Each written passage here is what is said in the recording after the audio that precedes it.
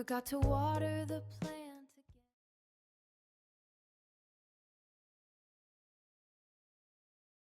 Okay, hello guys. Hello again. After so long, tak lah after so long pun. Itulah, I kind of waited for the mood to come to speak. Tapi itulah, bila mood dah ada ulcer pula. Bila ulcer dah habis, then you have a pimple pula. Then, tunda, tak lah. So, macam there's nothing gonna be perfect, right? So, macam itulah. Lepas tu kau dapat video perfect pun, if the point is not there pun tak ada guna juga kan. We want to talk about the points. So here's the points. Let's just pray then my cat will be joining us because dia dah lama tak baring kat sini. But sebab dia sakit. Let's just pray that she will be comfortable enough to sit with us and yap together. Dia tengah balik ke tempat lain. Okay guys, so let's jump into today's topic, which is do Malaysian parents actually understand mental health? Okay, first of all, today's topic, I realised that a few times yang I dah record is kind of like so serious, and not to say that this topic isn't serious. Even I feel like among all topics, I feel like this one is the serious one. But let's just make it comfortable enough for us. To just talk about it lah. Tak adalah heavy sangat kan. We all just want to talk about it, itulah. Okay, so do actually Malaysian parents understand? That's a tricky one. That's about I honestly don't want to speak like I cannot represent everyone's household, but let's just get into it in general lah. I honestly feel that Malaysian parents are somehow 40-60, 40 that don't understand, 60 that 40 susah lah. Sometimes I feel like 40 yang understand, sometimes I feel like 40 yang don't understand, macam tu lah. But well, in a way we can say that not all. And it's quite common juga to hear that they don't understand lah. So, kesian lah macam tu. Sebab our new generation focus a lot on our mental health lah kan.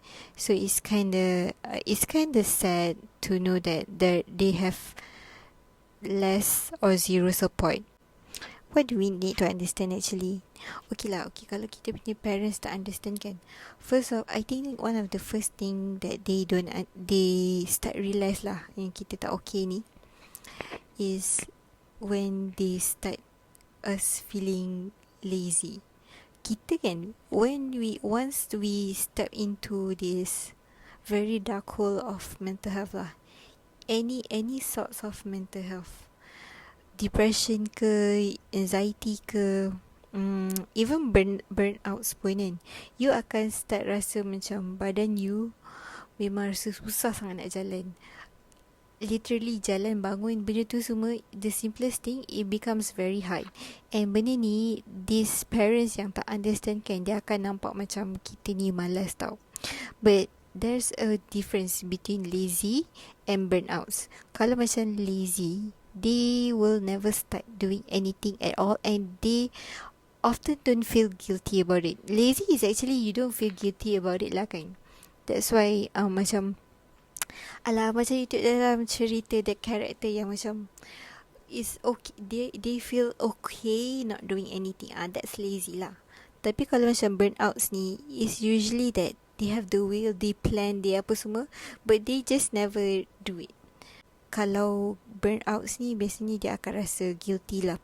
You know those people that macam dia cakap dia nak buat tapi tak buat, but they deep down they always macam, ya Allah, aku tak start lagi lah, macam tu lah. For example, like when cuti, lepas tu you have a lot of things that you want to do, but you just can't seem to get yourself doing it. Just like kan, you reach to the point that you are burnout lah. And of course, burnouts ni, they have signs tau. Dia ada a lot. Macam lazy ni, you're just simply lazy. We can distinguish lah lazy ni. And actually, for parents kan yang tak nampak the difference ni, dia akan nampak those two things sama tau. Tapi it's actually different. Kalau you burn out ni, macam everything is crushing on you and you just feel like you can't move. And kalau you boleh move pun, you're just there to survive. Tu macam benda tu I rasa kesian lah. Sebab macam you bayangkan how much energy you need to take just to get out of bed. And wah, I think a lot of people experience burnout without parents just dah pun dia tengah burnout. Benda tu, and then you eventually like force yourself to get up. That's why like most of people like macam they always say, wah susahnya aku nak bangun hari ni. Benda tu is actually your body lah, memang susah nak get out. And for the nearest example that I can give you the image of it is dalam cerita K-drama. Tengok cerita Daily Dose of Sunshine. Dia ada satu scene yang the last tu scene tu yang dia dah very depressed and all. Dia dah memang burn out lah dengan kerja dia. Tapi time tu semua orang tak tahu what's wrong with her. People just thought that she needs to get up lah. Biasanya benda-benda macam tu lah. Bila parents tengok kita, dia rasa macam, kenapa dia ni? Bangun je lah, keluar je lah. Tapi sebenarnya dia kan, dia nak keluar pun dalam cerita tu, dia rasa macam the floor is actually swallowing her up tau. And bila dia nak keluar, adalah bilik dia macam suram and gelap kan. The more that she walks and the more that she is actually sleeping macam tenggelam kat bawah tau. Everything is eating her up and piling up her sampai dia macam dah tenggelam. Benda tu macam tu lah rasa dia. And the more that you force these people macam, kau just need to get up, apa tu semua kan. Sebenarnya that can be one of the worst thing ever for you to do, especially dragging them out. Susah tau bila you penat ni and then you just want to get up. Lepas tu you suddenly throw them out. That's why people yang experience burnout while dia tak ada supportive family ataupun the family doesn't understand benda ni, dia akan selalu went down. Dia akan selalu, dia punya mental health kalau dia tak jaga can be distorted more. Burn out, you tidur pun you rasa penat. After you tidur pun you rasa penat. Macam you susah nak bangun macam tu. And then the second one, I think kalau burn out, the easiest way for you to understand burn out ni biasanya datang daripada benda yang you dah buat. Lepas tu tiba-tiba you stop enjoying those things. You stop finding you dah tak suka lah benda tu kan. Macam tu lah. Kalau lazy ni you tak pernah buat langsung benda tu, you malas nak buat macam tu lah. And then tapi we need to understand why this happen. Why this family don't understand, or this family cannot give the right support for these people yang tengah struggle kan. One of the things is because, of course, it's because the generational difference. Generation difference, kita boleh nampak lah kan. Mental health ni pun sebenarnya macam, honestly, I feel like I'm in my mid-20s.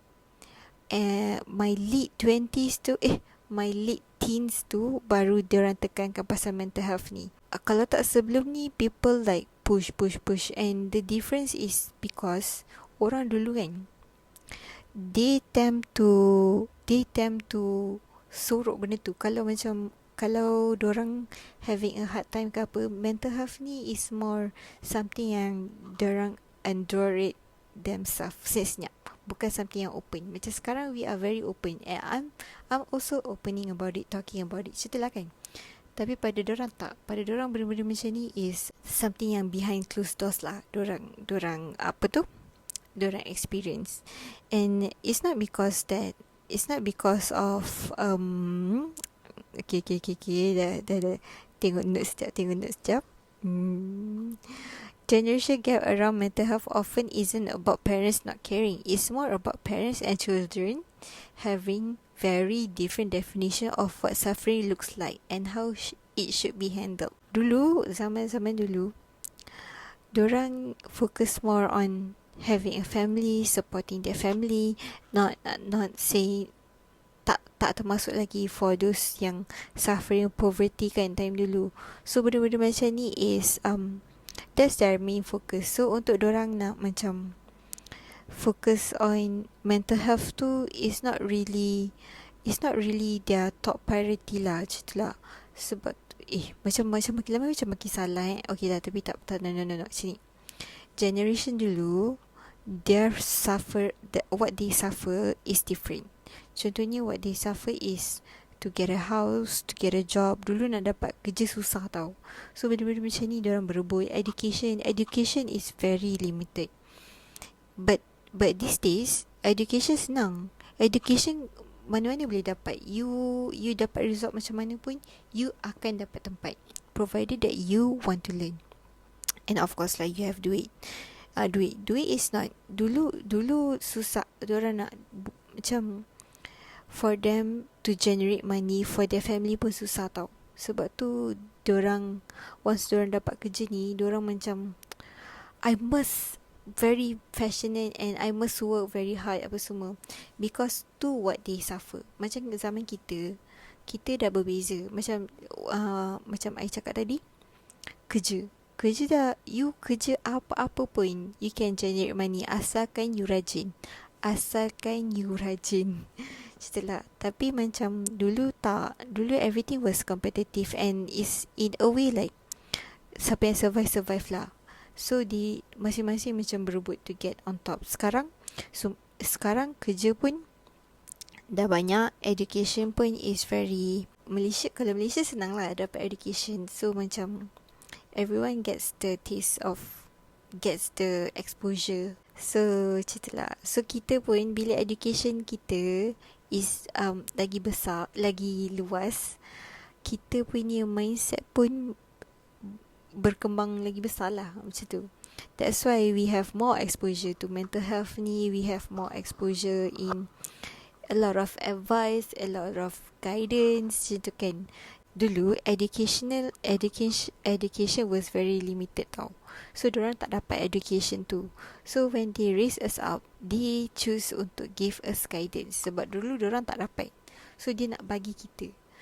Tapi bila kita dibesarkan, we have all the technologies, all the internets out there yang buatkan kita rasa macam guidance is everywhere. So lagilah kita rasa macam kenapa dorang nak ingatkan aku benda macam ni, sedangkan macam isn't it common lah. So benda-benda macam tu, that's why dorang bagi kita arahan tau. Dorang did not receive those kind of things. Kalau generation kita pula, kita dah ada tau, everything is in a way macam light down to you. Ada education, ada a house, ada some people lucky enough that dia ada kerja. Tapi benda-benda tu semua cannot provide us something yang kita tak nampak, which is happiness, ketenangan. So benda-benda macam tu, our generation pula, dia seek for benda tu sebab dia tak dapat kan. Bukanlah tak dapat, kita ada je yang dapat. And those yang dapat, and in a way like our generation cari in the sake of macam trying to help people lah to feel at peace kan. Macam tu lah. I once wonder tau, orang-dorang ni, dorang tak rasa ke stress? Macam kita rasa stress kan.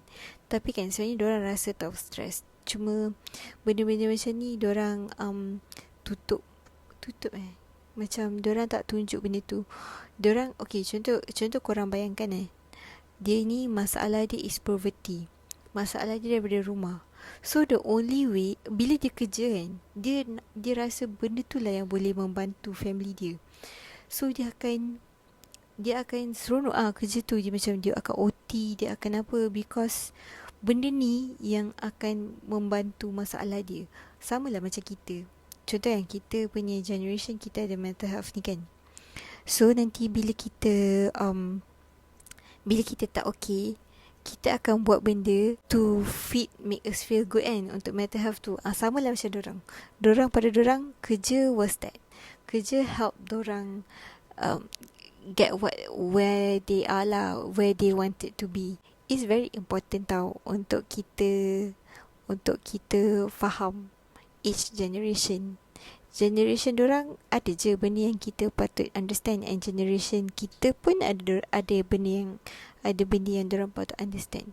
Contoh ni kan, one of the things yang kita selalu dengar, dorang kata generation kita lemah kan. Oh wow, selalulah dengan benda tu. But actually, okay, hold on. Benda tu, let's see why, kenapa orang cakap macam tu kan. Walaupun dorang kata macam, oh generation kita lemah apa semua, tapi sebenarnya untuk kita, tahu tak kenapa kita rasa benda tu tak lemah? Sebab kita tahu dengan with the exposure of mental health apa tu semua, we know that sometimes the hardest part that you need to do is just to get out of bed in the morning. Ada je orang tak nak bangun pagi, and you know what I mean. So macam untuk kita ni, we know that untuk dia tu bangun pagi is already a huge success lah. Kita ni go out every day, I'm just here, I'll just survive the day, macam tu kan. Kita dah diberatkan dengan mental health, lepas tu kita just go out and survive the day. That's why kita tak rasa yang kita ni lemah. Sebab exposure kita dah tahu dah. Oh, some people susah, some people just it's very hard to get out of morning, so they're just trying doing their good. Lagi negara ni, dunia ni develop, actually kerja tu jadi lagi susah. So sebenarnya untuk kita, walaupun dia rasa macam lemahnya kita, sebenarnya task tu itself dah advance, dah develop, so jadi lagi susah. Tapi yelah, these generations kan, because they push very hard themselves kan, dorang tend to apa yang dorang cakap tu is actually dorang tak tahu tau macam mana nak comfort kita through mental health ni. Sebenarnya parents kita nak cakap yang dia sedih ataupun dia worry about kita, kenapa kita tak okay, tapi but instead dia marah, because that's the only thing that they know. We can only give what we receive. So macam generation dia kena marah ke, dia kena apa ke, so the only thing that they know how to care is through that. Sebab tu penting lah a loving family. Sebab macam apa yang kita bagi ke anak kita pun is something that kita belajar daripada parents kita. So kalau parents kita and it's important lah for us to carry and tahu nak tapis apa yang baik, apa yang buruk. Okay, then next, why I think it's hard for parents in Malaysia untuk understand mental health ni. One of it is because our generation, mungkin kita belajar daripada orang atas, tapi kita tend to hide what we rasa. Kita selalu rasa macam we hide our struggles lah from at home. We struggle sebab kita balik kita nampak ada adik kena jaga, mak ayah kita penat ke, because generation dorang dah bekerja keras, dorang dah macam pangkat dorang dah lagi besar compared to parents dia dulu kan. So kita balik kita nampak dorang very penat. So kita tend to hide our struggles, especially bila kita dapat those kind of parents yang macam very strict ke, marah ke. So bila kita nak cakap, so okay, contoh kalau macam dorang cepat marah, parents yang very strict, bukanlah strict sometimes can be good, you know, tapi macam those parents yang don't let you open up openly. Parents that is not that open about this kind of thing kan. So macam bila you tengah struggle pun, nanti dia akan macam, habis tu orang lain macam mana, macam tu kan. So nanti you akan attempt to hide lah in your shell, and you rasa macam, oh tak ada, okay je. Kita tak diberi peluang tau untuk to let out all these kind of things. So kita rasa macam the best way that I can do for this, for my family ataupun for the house, is just to be budak baik, budak yang tak ada masalah. Sebab bila kita rasa macam bila kita rasa kita voice out benda tu, we feel like a burden. Okay, kalau korang experience benda macam ni, korang jadi parents, korang janganlah jadi macam tu. Korang biarkan anak korang have that safe spot untuk dia nak nangis ke, dia nak sedih ke, untuk dia nak bergembira ke, macam just let them be them. Emotions dia tu is theirs. Don't rob that from them. Kita sebenarnya kena practice tau, not being okay at home. I know I'm not the best person to say this because we have our little outbursts, but actually little outbursts makes things better tau. Anger tu is another level that you should unlock macam tu lah. So kalau orang tu have not unlock that level, dah lah marah tau. Dia bukan macam kalau dia marah dia nangis tak apa. Tu kalau marah dia pukul orang macam mana? Tu scary kan. So benda-benda macam tu unlock lah. Biar unlock semua. And sebenarnya benda-benda ni semua dia kena comfortable. Biarlah anak tu paling comfortable to express all that dekat family dia. Macam mana kita rasa macam mana kita selalu cakap dengan kawan kita yang tak okay, kita cakap macam tak apa, I ada untuk you, just let it out apa semua.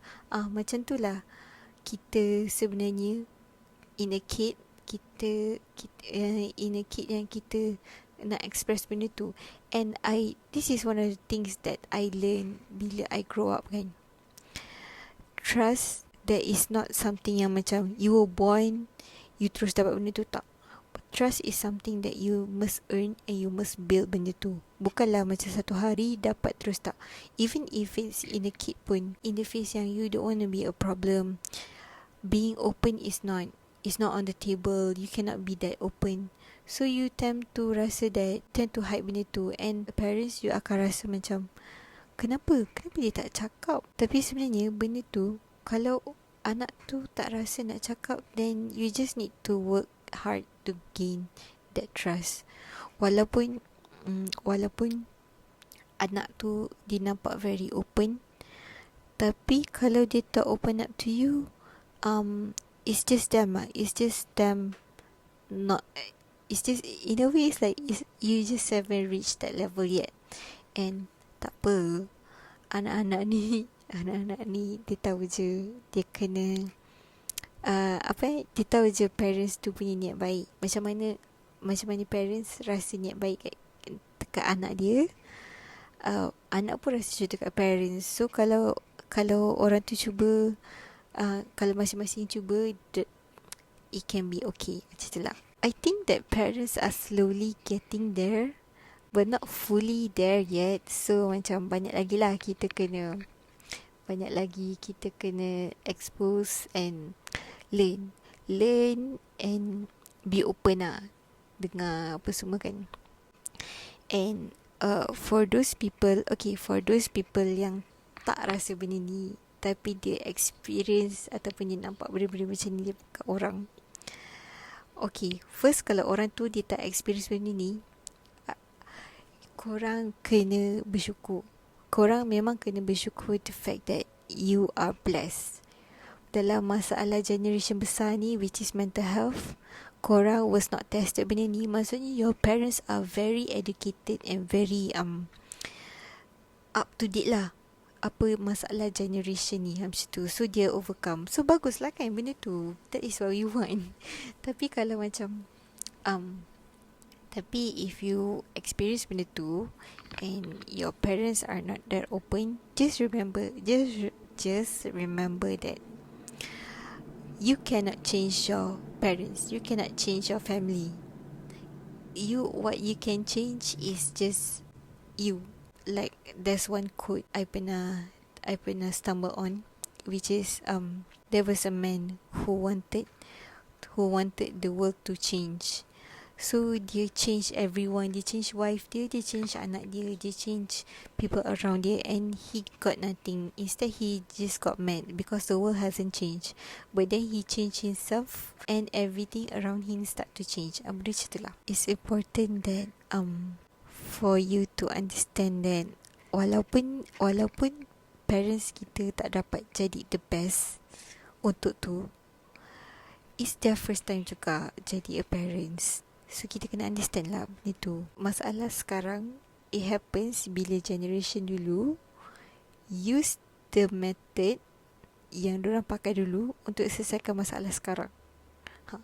Contoh kalau anak you depressed, lepas tu dia tak nak keluar bilik, lepas tu dia rotan dia, it won't work.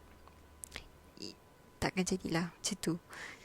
Generation kita kena sentiasa be in present. So kalau masalah tu generation macam masalah tu tengah jadi in this generation, overcome that masalah based on this generation punya cara. Macam tu lah. So dah panjang sangat dah ni, and Mel tak ada, dia tidur kat tempat lain. But hopefully next video she will come, or we will shoot time dia betul-betul tengah baring sini lah. So that's all for me today. Bye.